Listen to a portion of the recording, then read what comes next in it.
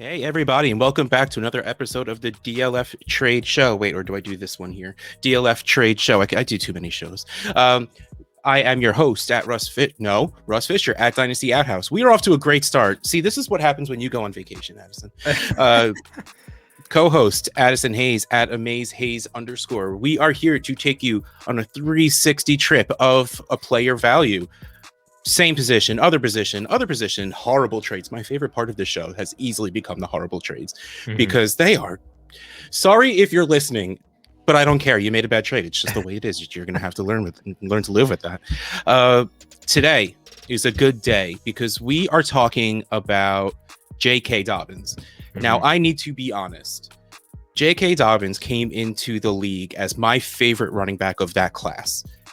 Clearly, I understood coming in, his value was not higher than Jonathan Taylor. It was not higher than Clyde Edwards-Helaire. Probably not higher than, I almost said Taylor Swift, than DeAndre Swift. And yeah, that's probably, he's probably like around that. Because at the time, Cam Akers wasn't as loved as he is now, but that's besides the point. We're actually going to get to that. So we're going to start with first... No, we'll just go into a trade because I know we both have feelings and we're both going to get those feelings out. So let's start with the first trade. We have our running back upgrade downgrade section here. 12 teams, 2 quarterback league. J.K. Dobbins comes in on the trade analyzer at 498.9. This trade is J.K. Dobbins and Robert Woods for Alvin Kamara. Trade analyzer 489.9. Robert Woods comes in at 174.9. For Kamara, who is 738.3. So we have a difference of pretty much 100 points between the two. And Kamara being higher. We have said from the beginning of the show, you should be overpaying to get to the better player. I came in, I love J.K. Dobbins. Alvin Kamara, hands down, is the better player. Let's call exactly what it is. And we have both talked about our love for Robert Woods on this show. This is still pretty easily Kamara for me. Like one of the reasons we were very happy to talk about J.K. Dobbins was his value is kind of crazy right now. I loved him coming in, and when he landed with the Ravens, my instant reaction was like, yes, a running team that doesn't pass to the running back. That kind of caps his upside. Like it was like a slow burn on everyone to really grasp the full situation that he was falling into.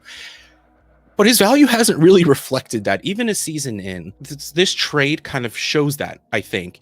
We have a trade in the trade analyzer, and actually looking at the next trade also, it seems people making these trades don't have a DLF subscription, which in case they should go subscribe and use the trade analyzer, or at least they just don't agree with the value in the analyzer, because assume you're trading away Kamara for a trade with Robert Woods involved means you're probably still competing, but trading down to Dobbins and Woods means you think more of Dobbins than the analyzer does right now. And I'm not there. I think his value is probably pretty good in the analyzer for me. He is that probably is a little high for me. I'm going to be honest. He's probably that third tier of running back for me. We'll see later on. It seems like in the community that are valued higher than Dobbins, but come in at a close value. But before I get I'm sitting here talking like the entire show has been done already and I'm wrapping it up. This is just the first trade. So Addison, how do you feel about J.K. Dobbins and Robert Woods for Alvin Kamara? So this one was actually really interesting for me because, like you said, like this one is, if you are moving off Kamara for J.K. Dobbins, but you're still involving Robert Woods, like you're probably still looking to compete. So you probably either think that this is a pretty good sell high for Alvin Kamara because you're not necessarily sure about what his workload is going to look like with Jameis Winston or Taysom Hill. You're not really sure about that. He also is 26 years old, so the decline is starting to come from the community standpoint and how we value these running backs.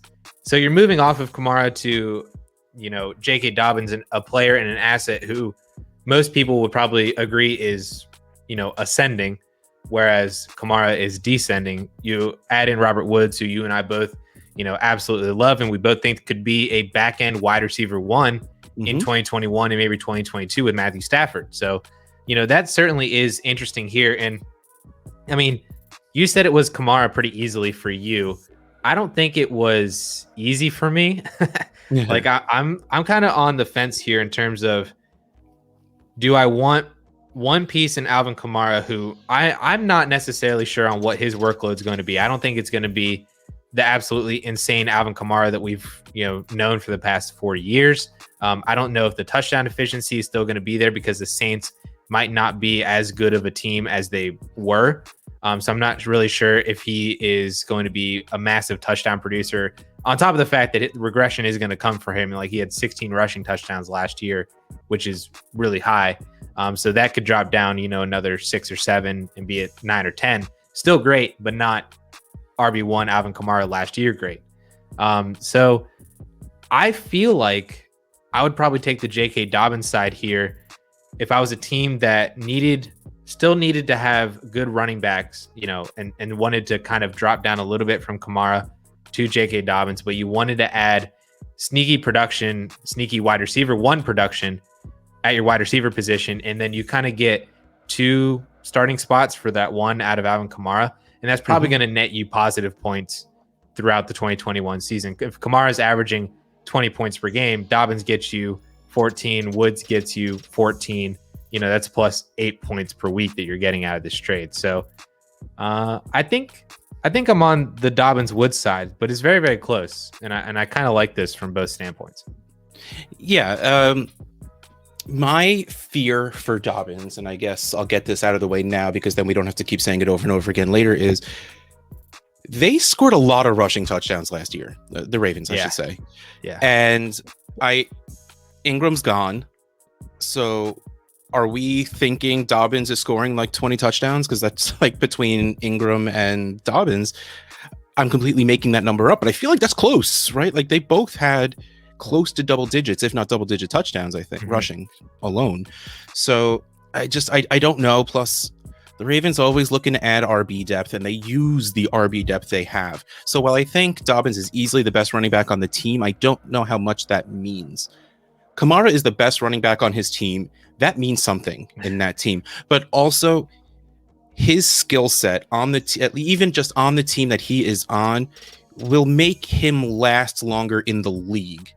Because I know Dobbins can catch passes, but he's not being used to do it, which will hurt his value, even just in the short run. So if he doesn't have that touchdown efficiency, his value can drop hard. But, if he catches an extra 10 passes than he did last year and does come close to scoring that like 15 touchdown mark, then he's probably a top 5 running back in dynasty value. So this is a very scary game you're playing right here. I still do side with Kamara, but you made a very good point in the pretty much breaking down the one asset into 2, filling 2 very at least stable, steady assets in your starting spots. While I still choose Kamara, I will get rid of the easily. How about that? I choose Kamara. There, yeah. we sort of met in the middle a little bit. Our next trade is... Wow. Okay, this trade is J.K. Dobbins for Cam Akers and James Washington. Let's, again, call this what this is. This is Dobbins for Akers. Yeah. James Washington comes in at 15.9 on the trade analyzer, and Cam Akers at 549.9. This is one of the things I was talking about, before we got into the actual first trade, where there are 70 points, which is like what, early third, late second ish. Third, yeah, in the analyzer, separating Dobbins and Akers. I feel like Akers is worth more than Dobbins. I mean, we have the analyzer showing us the analytics side of it, but I just think anecdotally and in startup drafts, Akers goes decently before Dobbins does. They're probably the same tier for me. And when you're talking same position, same tier, because I just think there's just as many questions about Akers than there is Dobbins. Akers has more of a chance of becoming the guy on his team. There's a chance Akers gets a good 70% of the backfield, and that's including passes in an offense and a quarterback who throws to running backs much more than Lamar Jackson in the Ravens offense does. Right. So, yes, he should be worth more, and he is. I think he should be worth more than he is over Dobbins. But still, what it comes down to, same position, same tier trades to me are just whatever, man. Like, usually I will never accept them unless I feel so strongly about one of the guys. I don't think James Washington is pushing this trade in either direction for anybody. The Steelers fan is laughing and shaking his head. So clearly that's, a valid point. I would take Akers. The value is higher. I think you could get more if you decided to flip. And I do just think there is a clearer path to their upsides because I think they both have a very similar upside. I think they both can be top 5 running backs. I think it's much easier for Cam Akers to get there. I agree with that. Yeah, Cam Akers is generally like the RB6 in ADP, and Dobbins is anywhere from 9 to 14, somewhere in there. A lot of you can rank all those players differently depending on who you talk to for Dynasty, but Dobbins is generally in there, and Akers is generally a little bit higher. And so I would take Cam Akers here too. Fun fact on this trade, this was from a Safe Leagues, one of Scott Fish's Safe Leagues. I scrolled about 2 rows down. There was another trade from another Safe Leagues that was Cam Akers, James Washington, and Kyle Trask for J.K. Dobbins. It was like the same trade, except you add Kyle Trask to the Akers side as well. And I don't understand why we're adding to Cam Akers to get to J.K. Dobbins. Yep. I think that's really, really weird. And I do agree with everything that you said in the fact that Cam Akers' ceiling is a lot higher than J.K. Dobbins because he has that receiving workload, presumably intact, whereas J.K. Dobbins doesn't necessarily have that from Lamar Jackson, even though I am projecting that the Ravens are going to throw more. I think that's more so because they have wide receivers now. It's not because they're just going to decide to throw J.K. Dobbins. Yeah. So there is like all of that. And so to me, I'm pretty easily on this Cam Akers side. And not just because the extra James Washington piece is on the Akers side. I'm taking Akers over J.K. Dobbins straight up. And we're good to go on that trade for me. All right. And I want you to answer this next one first. This next trade is 10-team 2QB. J.K. Dobbins for Aaron Jones and a 22 first. J.K. Dobbins comes in at 461.2.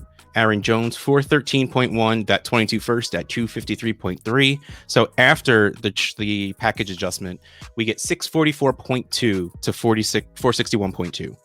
So we're talking pretty much almost a free first.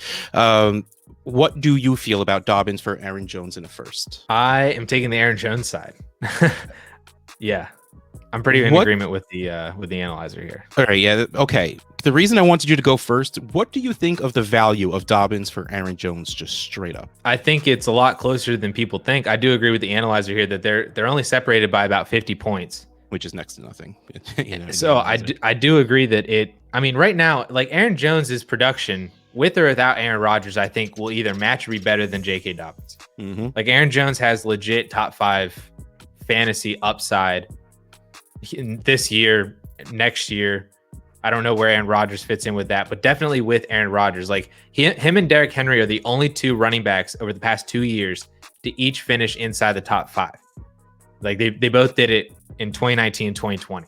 Aaron Jones and Derrick Henry. So Jones is there. Jones is definitely a high upside guy. He's always been a guy over the past couple of years as well that is one of the top running back leaders in terms of fantasy points per touch, up there with like Christian McCaffrey, Austin Eckler, and there's a couple other names that I'm forgetting as well. But Aaron Jones is right up there as well. So he is phenomenal. I love Aaron Jones. And I love the fact that I think that Jones can, like I said, match or beat J.K. Dobbins in production.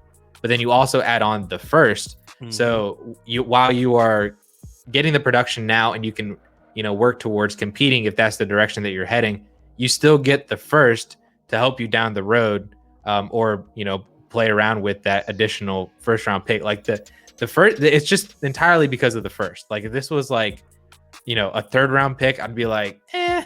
All right, so if it was James Washington.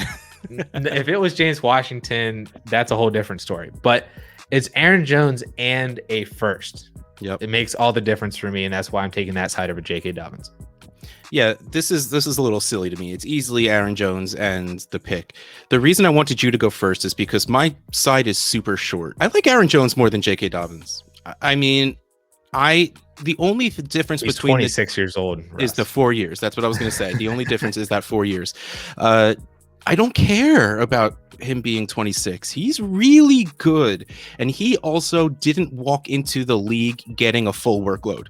Like his first 2-ish years, he pretty much split a backfield. So he only really has 2 years of having a majority of a backfield. So I mean, that's why I think like Derek, like you brought up Derrick Henry, so I'm gonna just go over to that. Like Derrick Henry is, I think, gonna last a little longer than everyone else think he does because he sat behind DeMarco Murray for 2 years. Like he pretty much didn't run the ball his first 2 years in the league, and while Aaron Jones did, just not nearly as much. And he scores touchdowns. The dude is good. If Aaron Rodgers is there, that offense stays efficient. If Jordan Love is the quarterback, they're gonna depend on Aaron Jones. I mean, even if I almost said Drew Lock, Jordan Love is good, which you hope he is because good football is good for football and good for fantasy. That just puts Aaron Jones on a good offense and makes him a better fantasy asset. Like to me, this to me, this is Aaron Jones. This is Aaron Jones easily. I understand why Dobbins is worth more. I just personally prefer Aaron Jones over J.K. Dobbins. So, yeah, this adding a first is just like if I had J.K. Like I'm going to go get J.K. Dobbins just in case someone sends me this trade offer. Right? Yeah. I mean, you might have to pay that kind of a trade to get J.K. Dobbins away, but then if you can get that trade back, right? It's just easy for me. All right, so let's move on to the wide receiver equivalent trades. Whew, we have 12-team Superflex. We have J.K. Dobbins and Brevin Jordan, who I love just getting thrown into trades, for Michael Thomas and Cooper Kupp. That's an interesting one. So this comes in J.K. Dobbins 479.7, Brevin Jordan that beautiful 7.1 points. Michael Thomas 371.4, Cooper Kupp 190.0. All right, I'm going to go with this because I love wide receivers. I'm going to go with the wide receivers pretty easily. I say pretty easily because that's me personally. Value wise, the analyzer has it at 486.9 to 561.4, difference of 80. Again, not a lot on the analyzer, but Michael Thomas outscoring J.K. Dobbins is not out of the question. Like to me, the Michael Thomas descent here, it has his ADP at 57.25.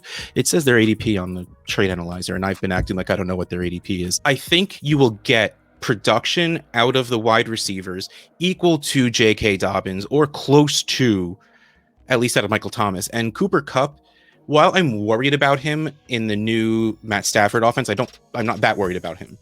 I think this is, if I saw J.K. Dobbins for Michael Thomas and plus a lower level wide receiver, not James Washington, let's just, since we have to say his name on every trade, I would honestly, maybe then would be a little bit more for me. But Cooper Kupp, to me, would it surprise you if Cooper Kupp was a top 24 wide receiver at all? Nope. Exactly, right? So you're pretty much getting a guy who can be a top 5 wide receiver, who has been the wide receiver 1, and getting a dude who hasn't a wide receiver 1, but easily will be a wide receiver 2, should be. I can't say will, I can't say the future.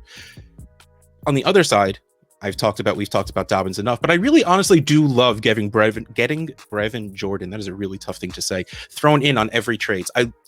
I don't understand his fall in the draft, but he was such a good prospect. He was such a good player in college, and he was so athletic that I am just scooping him in to be able to start him in 2 years because it always takes tight ends time to mature into the league. I'm taking the wide receivers. I think if I start talking again, I'm just going to be saying the same stuff over and over again. So how do you feel about this one? Yeah, it's wide receivers for me, and this is kind of the same thing that I used with the Alvin Kamara trade, whereas I'm getting kind of 2 starters for 1 here. It's the same thing. Even if we assume that J.K. Dobbins himself is going to outproduce both Michael Thomas and Cooper Kupp individually on a per game basis, if he's averaging 18 fantasy points per game and Thomas and Kupp are both in the 13 or 14 range, like that's still more net positive points for you on a weekly basis in your fantasy lineup than just having J.K. Dobbins. Now, granted, you would have somebody else in the wide receiver spot with J.K. Dobbins to add on top of that, but I think you're getting in Michael Thomas. I have him as a fade in startups because I don't want to build my team with Michael Thomas.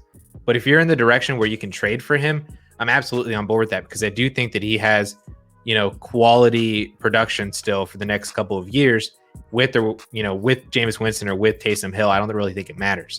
And then Cooper Kupp was actually a target for me in my videos for wide receivers a couple weeks ago. So I really do like him with Matthew Stafford. He was a top 5 fantasy wide receiver just a couple years ago with Jared Goff. So I think with Matthew Stafford, he absolutely could do that. So you're looking at basically, in my opinion, this is an RB2 for a wide receiver 1, wide receiver 2, and a wide receiver 2.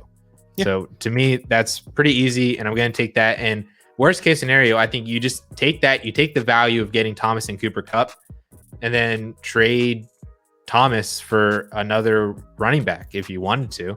Like, you can make moves after this even out your roster, your lineup, or whatever. Well, since we have brought it up in pretty much every single trade, let's bring it up here. You are trading away 2 28-year-old wide receivers for a 22-year-old and a 20-year-old. So, like, this absolutely, if you are rebuilding, while I would never really say build around running backs, because that's, to me, just not how rebuilding works. Especially, this is a super flex league, so you should be building around quarterbacks and young wide receivers. Yeah, like, again, getting younger is great, but to me, this isn't the way you do it. Again, but if we are saying you can trade away Michael Thomas, we should be able to say you could trade away J.K. Dobbins. Aim younger if that's your move. you right. know, like, that's I guess that's that. Value wise, again, this came in pretty close. I think it should be leaning more towards the wide receivers. I think it will be leaning more towards the wide receivers in a couple of, I guess we have to say months, because it's 2 months, I think, till the season starts. All right, let's move on to our next wide receiver equivalent trade. 14 team, 1 quarterback. We have J.K. Dobbins for DeAndre Hopkins, the 312 and the 402. Wow. Okay, cool. So in 1 quarterback, 14 team, J.K. Dobbins comes in at 698.5. DeAndre Hopkins comes in at 580.8. Things are coming into play here.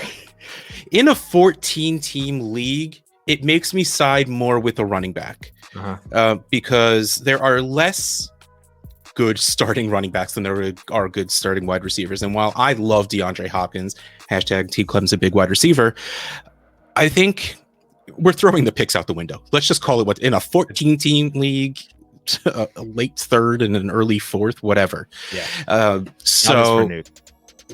So Dobbins for Nuke, I would take Dobbins, and it hurts my soul to say it. So we have to say it since we've said it for every single time. This is a 22-year-old for a 29-year-old, and we talk about production. I do think DeAndre Hopkins will outproduce J.K. Dobbins, but the value to your team, I think the young running back wins this one, because I think the wide receiver production will be more easily replaced than J.K. Dobbins' production.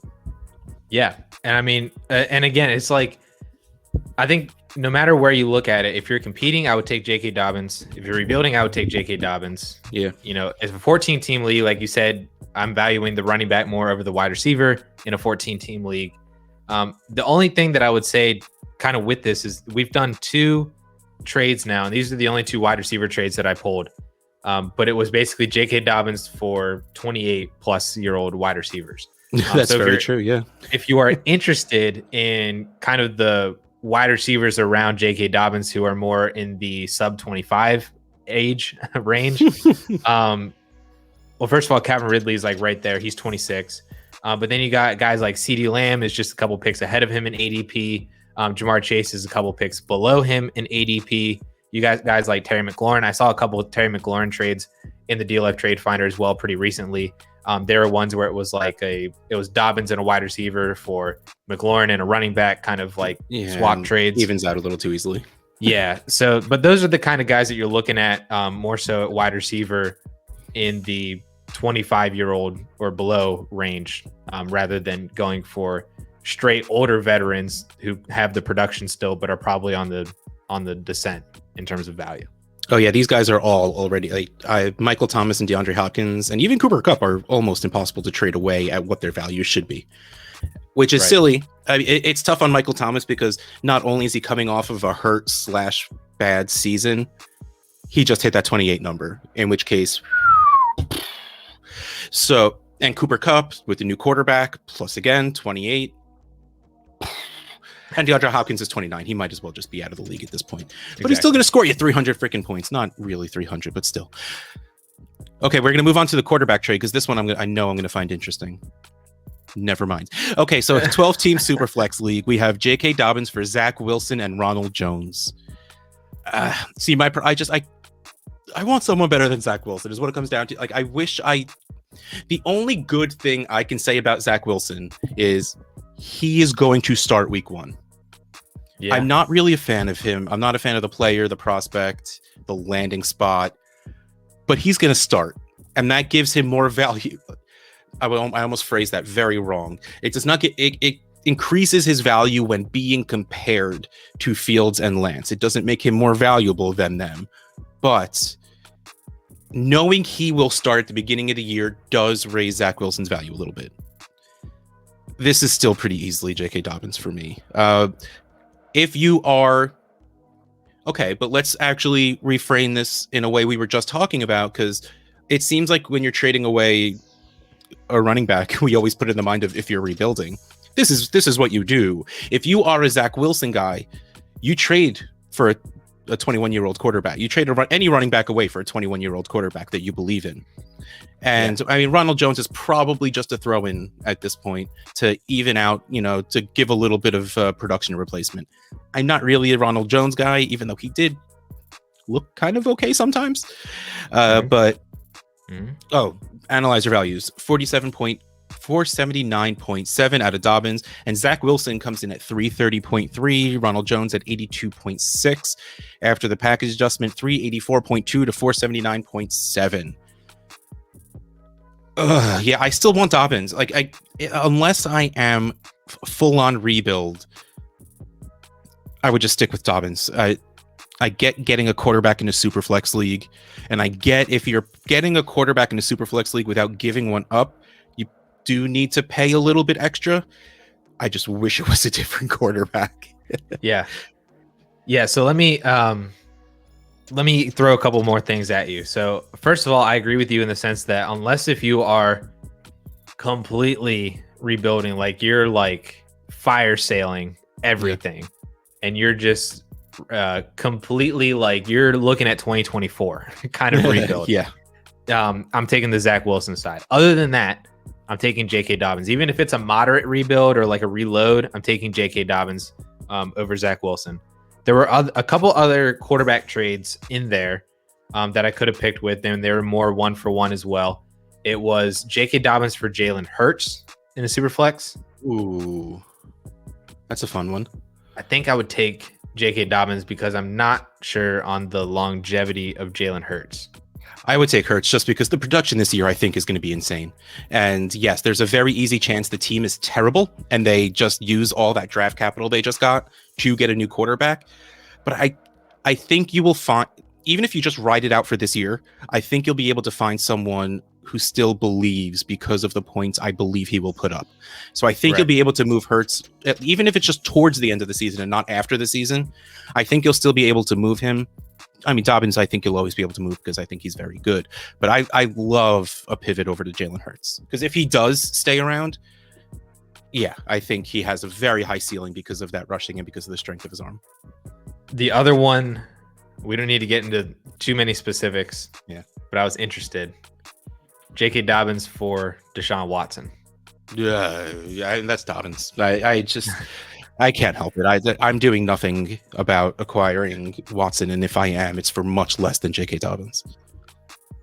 Yeah, I think I just thought it was interesting. Again, it would be another one of those ones where you're like, you just acquired an orphan team, and you have nothing on your roster outside of J.K. Dobbins. That would be kind of the situation. But yeah, I'm with you that I'm not going after Watson with J.K. Dobbins. Yes, for sure. Yep. So yeah, those are the other two I thought were pretty interesting in there. But I thought the Zach Wilson one was kind of interesting too, just because depending on where you are on Zach Wilson, you may like that or you may not like both of us. If you absolutely are a Zach Wilson guy, this is a great kind of trade because you are getting your young quarterback that you can start for the next 10 years, even though who the hell keeps anyone on their roster for more than a year or two before they trade them? Let's be honest. Okay, maybe that's just me. That's fine. We're going to move on to my favorite part of this show, the horrible trades. And this first one is a 14-team Superflex. J.K. Dobbins, Chase Edmonds, and Michael Gallup for Christian McCaffrey. It's honestly not as bad as I was expecting. Okay, so let's talk about the analyzer. The package side is 621.7, McCaffrey 869.5. I would take the package side. What? I can't help it. No. It's the way my brain works. Paying that much for one running back just eats away at me. It's not just one running back though. It's Christian It's a running back and McCaffrey. it's a running back and a wide receiver rolled into one. Okay, the real answer is Christian McCaffrey and Christian McCaffrey easily. No, you're right. I have to go against my biases and just tell the truth. This is Christian McCaffrey. It really should be separated by at least a first, like it is. Okay, here's my thing. I like Chase Edmonds this season. I think he will be close to the guy in Arizona. Michael Gallup, I love as a wide receiver 3. But are we trading to... So does Dallas. Yeah, fair. Very fair. But also next year when Amari is probably gone due to his contract, hopefully wide receiver 2. But... Well, Gallup's a free agent. Oh, okay. So then Gallup will be gone. Gallup will be gone also. And then he'll go be the wide receiver 1 somewhere, right? There you go. No, that's not going to happen. No. So we're pretty much saying a low end RB1, who is more likely a high end RB2 for Chase Edmonds, who is, if he's lucky, an RB2. Michael Gallup, who we just said is a wide receiver 3 for a guy who, on a bad day, will be the running back 1. And yes, I purposely said on a bad day. Yes. It's not a good trade, but I personally, that's a lie. If I was going to make a trade for Christian McCaffrey, it would look like this. I wouldn't feel good about doing it. And I have literally never traded for Christian McCaffrey. My trade that's a different show. Christian. Okay. You need to talk because I am slowly breaking. For everybody out there, if you receive a trade offer like this and you're getting Christian McCaffrey, please just hit the accept button and move on with the rest of your day. Figure out what you're doing with Christian McCaffrey later, whether or not you're going to keep him, because I can guarantee you're going to get more value in a trade moving Christian McCaffrey after you make this deal than what you would from probably 90% of other fantasy and dynasty managers by combining J.K. Dobbins, Chase Edmonds, and Michael Gallup. Like, just hit accept, get Christian McCaffrey on your team, figure the rest out later. Yes. Okay. Yeah. Addison is absolutely right, and I apologize for my momentary lapse in rational thinking. Let's just move. Is there another? Okay, there's another one. Good. We're gonna forget that one. Oh boy, we're gonna forget that one ever happened. J.K. Dobbins in a second for a first. Yeah. What? Yeah. What? Like, okay, don't get me wrong. We just spent an entire show saying how we don't think J.K. Dobbins is necessarily the guy, but even if you tell me there's a 99% chance this is the 101 next year, I still don't think that's what you're supposed to do. I don't think that's how this works. Plus, and if this is that guy's pick, you just gave him J.K. Dobbins, which is going to score him points, which is going to make him go further away from being that 99% 101. Right. No. This one, there's no lapse in rational thinking. You should get more than a future first for J.K. Dobbins. I just think it's funny that the second is on the Dobbins side. Yes. Also, like the guy's like hesitant to move away his first for next year. He's like, will you throw in a second on top of J.K. Dobbins? And the fact that they said yes. Like J.K. Dobbins' value isn't already like twice of like 22 firsts. And they're like, literally, nah, I'm going to send you one. You're going to include a second on top of Dobbins. And I love because you even there's a warning sign. Caution, Team A is giving up the highest value asset and the most pieces in the deal. Like, that's why you need the DLF trade analyzer, because you would have seen that little red warning sign and you've been like, all right, maybe let's renegotiate this deal. Yeah, these are fun. I like these. Yes, I'm very glad that you take the time to use the DLF Trade Finder to find these wonderful, amazing, horrible trades for us. Whew. All right. Well, that was a very, very, very good J.K. Dobbins show. I really do stress the fact that I like J.K. Dobbins, though I chose against him in most of these trades. It's just that that ceiling is capped and I want him to be great. But the situation scares me a little bit. But we're done talking about this. Has been the DLF Trade Show. Russ Fisher at Dynasty Outhouse, Addison Hayes I want you to add a the somewhere, like the Amaze Hayes underscore, or just get rid of the underscore and do like the Amaze Hayes, just because that's who you are. You are the one and only. So I think that actually was my username before I joined the industry. Like it was at the Amaze Hayes, and then I changed it to Amaze Hayes DFF or something like that. I don't know. You got to I like it. You got to do it. Change it. Like Change Ohio State, and then I can trademark it. Oh, yeah, trademark the word "the." Yes, absolutely. Yeah, just like I'm working on trademarking the word "outhouse," right? Yeah, I'm sure I can get away with that. You could. Wrapping it up. We'll catch you next time, everybody.